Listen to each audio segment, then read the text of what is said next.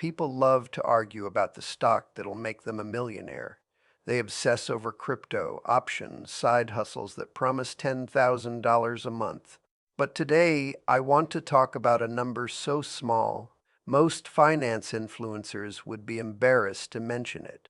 That number is not $500,000. It's not $100,000. It's not a $100,000. That number is $20,000.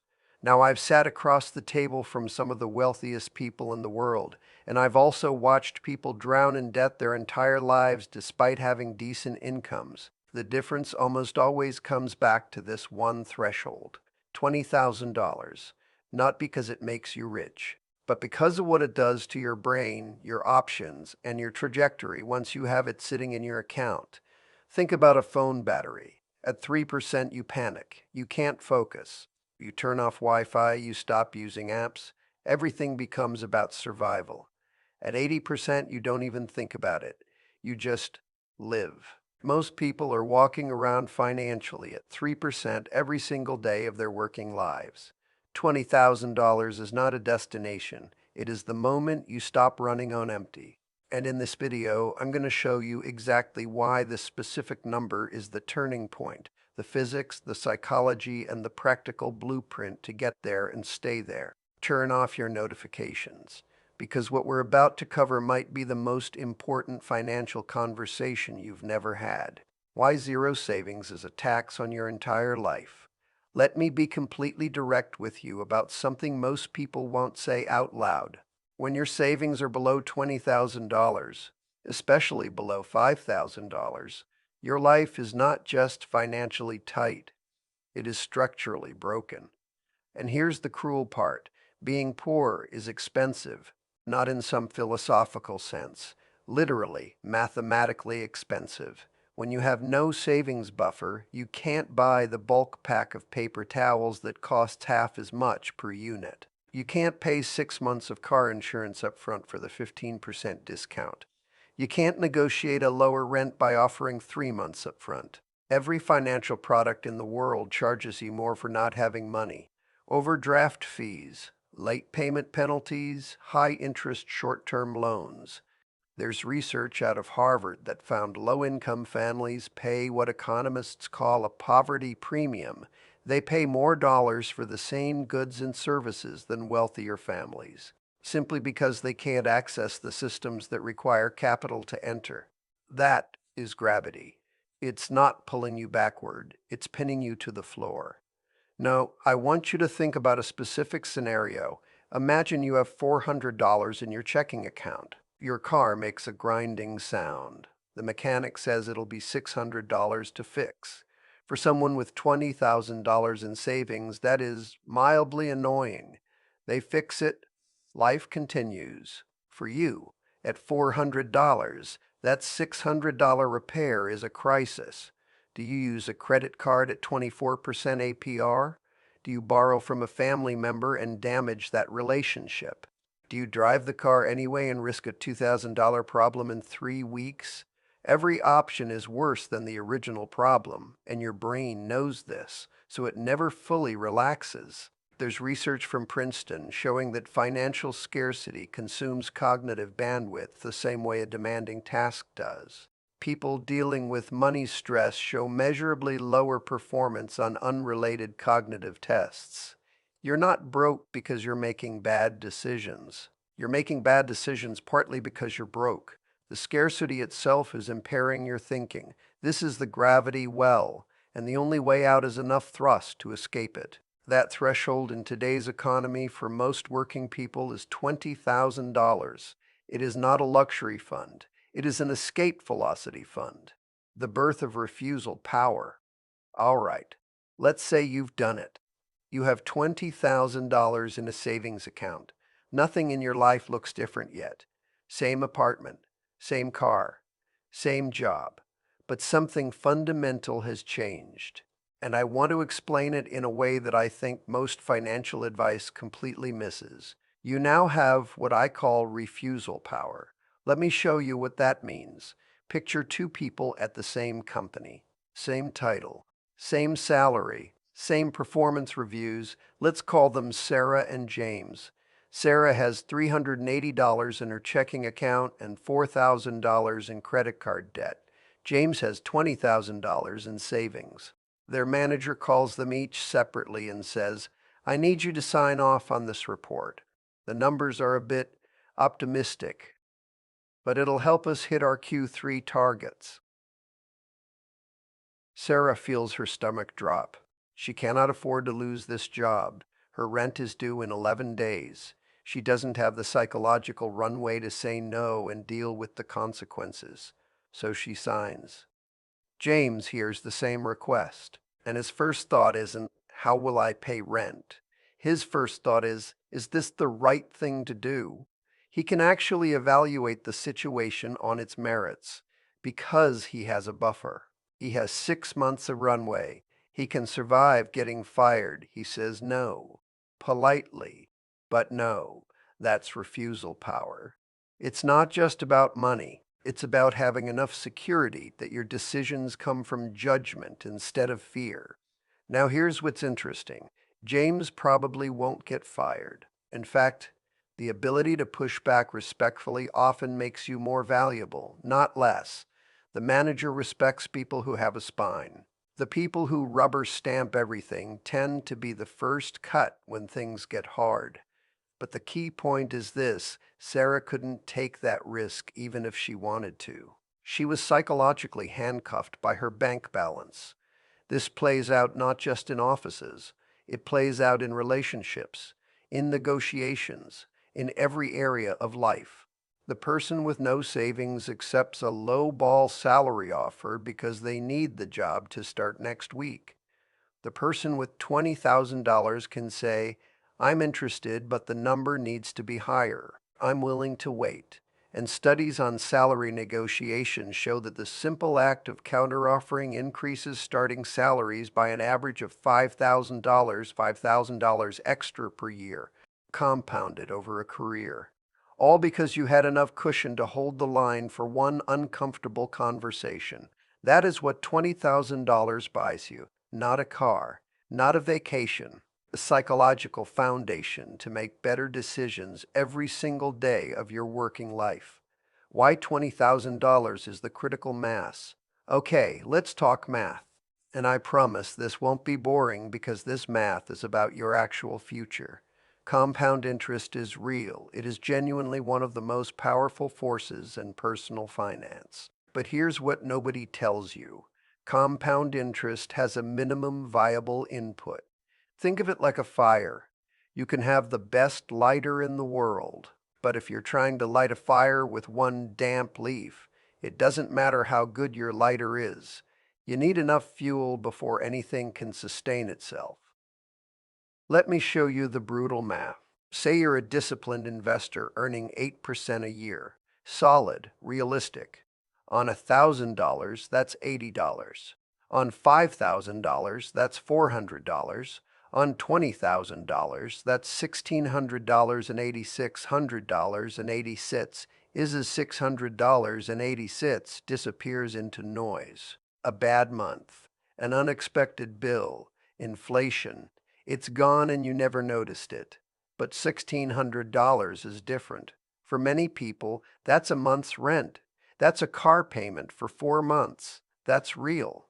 Your investment returns have crossed the threshold from invisible math to money I can feel.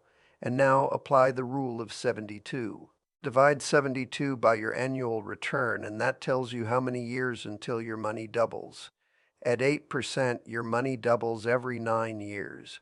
20,000, $40,000, 80,000, 8,000, 160,000, $320,000, without adding a single penny after that initial $20,000. Just patience and a broad index fund.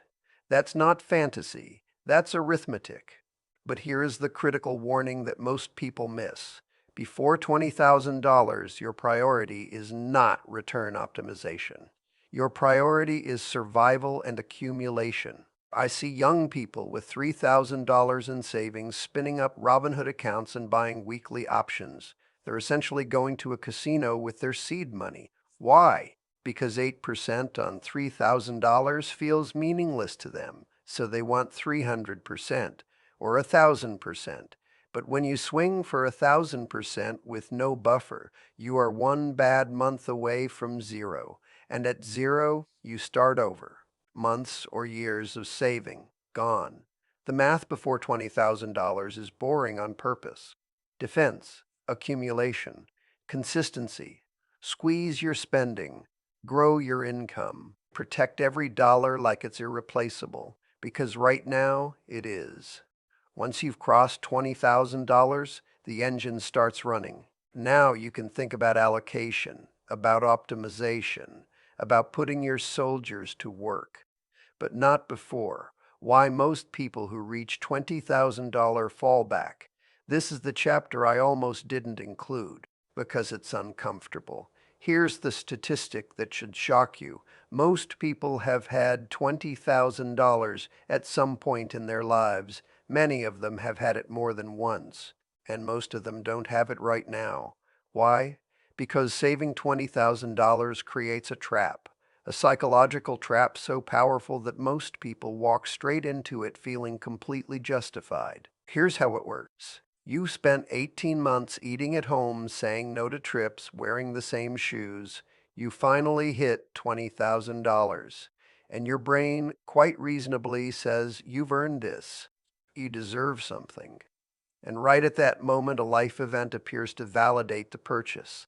Maybe your phone is genuinely 3 years old and cracked in two places. Maybe your friends are going to Portugal and you haven't taken a real vacation since before the pandemic. Maybe the lease on your car is ending and the dealer shows you something shiny. The brain doesn't see these as traps. It sees them as timing. It tells you, you have the money now. This is the moment. And the $20,000 is gone. And here's the real damage. You didn't just lose $20,000. You reset your compounding clock. You spent down your refusal power. You walked back through the filter into the gravity well. And this time, the climb back feels harder because now you know what you're missing. I call this the reward trap. And it's the most common way ordinary people self-sabotage on the doorstep of financial stability. Now, there's also an external version of this trap. Sociologists call it social spending pressure. When you start saving seriously, the people around you will notice, and many of them, unconsciously, will push back. Come on, just come on the trip. You only live once. What are you saving for? You could get hit by a bus tomorrow. This isn't malice, it's discomfort. When you change your spending habits, it implicitly challenges theirs. They're not trying to sabotage you. They're trying to make themselves feel normal again. And if you cave, and most people do, you have just handed your future to someone else's comfort. Here is the reframe that I find helpful, that $20,000 is not a reward for your past. It is an investment in your future options. Spending it now doesn't feel like losing. It feels like enjoying what you earned. But you're not just spending money. You're spending the compound interest that money would have generated. You're spending the refusal power. You're spending the cognitive freedom. Spend the money on a vacation and you had a good week. Keep the money and you may have a completely different life. That's the choice. The great filter is simply asking, which one do you actually want, from $20,000 to $100,000? All right, you've passed the filter. $20,000 is in your account. Now what? First, a warning. Do not try to be clever with this money. This is not the moment for individual stock picks. This is not the moment to find the next Bitcoin. This is not the moment to start day trading.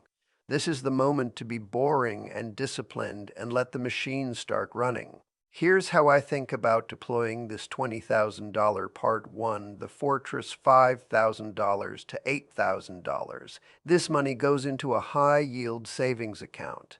Today's rates make this easy. You can earn 4 to 5% with zero risk. This is your emergency fund, your bulletproof vest. This is the money that means a blown tire, a medical bill, or a job loss does not detonate your financial life. Without this, you will be forced to sell investments at the worst time.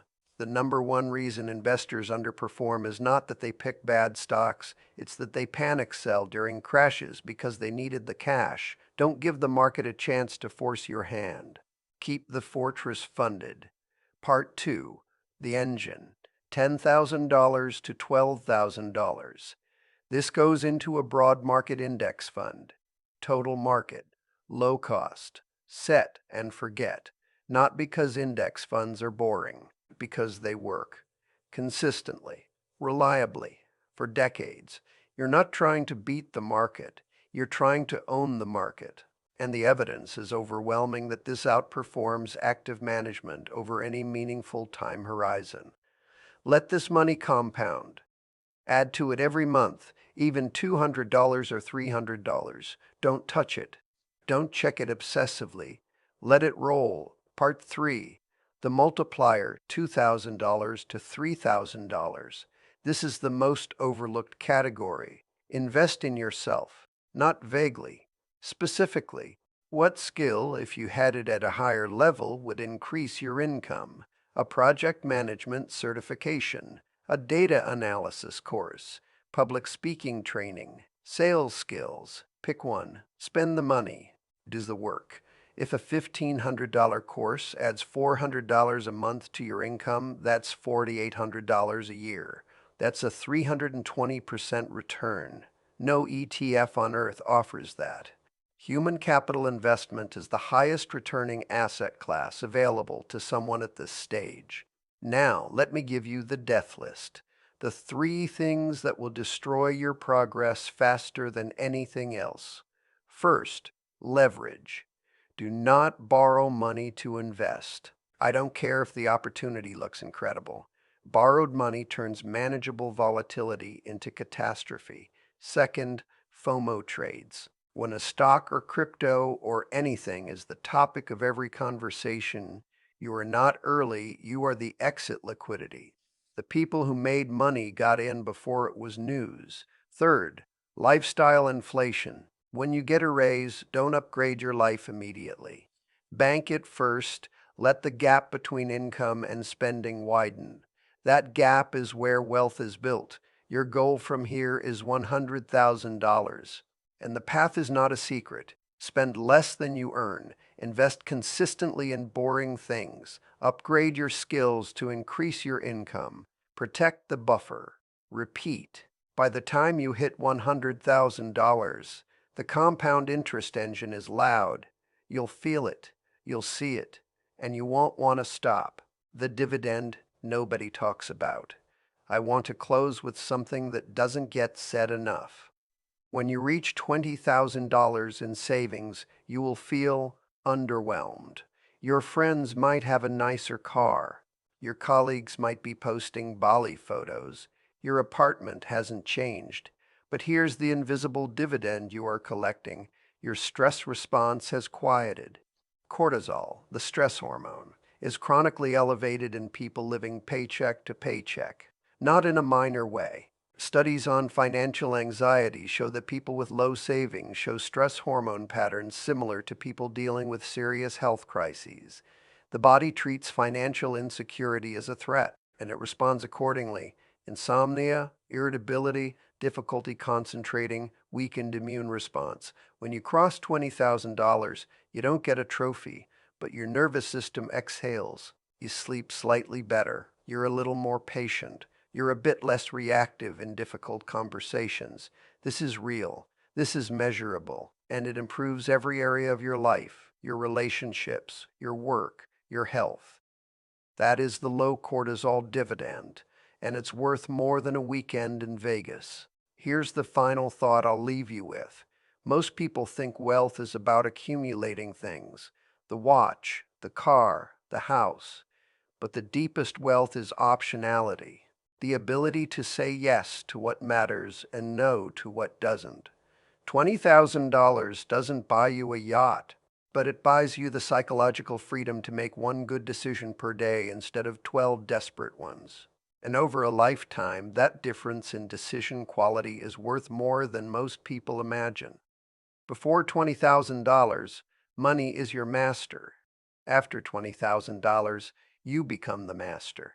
That's not a metaphor. That's the shift. And it's available to you. This video ends with a challenge. If you're not at $20,000 yet, don't be discouraged. The gravity well is real, but it has an exit. Write it down right now. What is your current number?